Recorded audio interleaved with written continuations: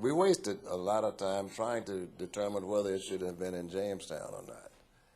We left that, and then we ultimately got to have it at one of the most pristine sites you'll see in Virginia, on the banks of the Rappahannock River. As you travel 95 south, you'll see it, 38 plus acres of land.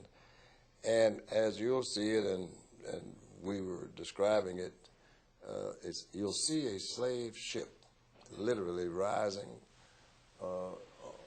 to the sky as you travel 95, lighted up, and C.C. Pei is the architect for it, the same designers for so many things, the Kennedy Library, That's the right. Louvre renovations in Paris. The difficulty has been, first of all, in the location. Secondly, is the need for it.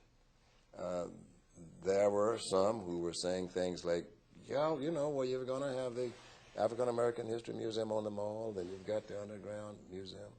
We're the only museum, this slavery museum, with its total commitment to the story of slavery and what has happened in America since that time, from whence we've come from slavery.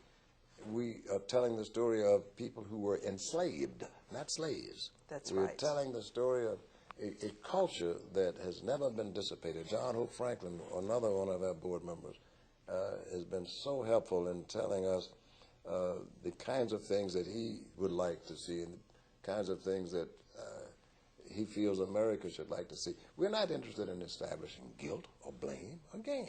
Just true. But to tell the story of how America was built, the factual depicting of the people who built America. We know that slavery was more a power, more an economic thing than a racial thing, that slavery hasn't ended in the world. It's going on in a numbers of places. We want to continue to point that out.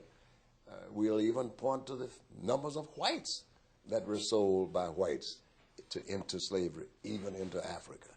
And I think what it does, it has the effect of showing a lot of people that even from the most horrendous situations in this country, African Americans have risen and are not embittered to the extent of holding the nation back, have been as patriotic in many instances, more patriotic than others, still been blending in with the orchestration of building the nation and moving it forward. But it is a historical fact. And any nation, any culture, any civilization that has no appreciation for its history is not long to endure.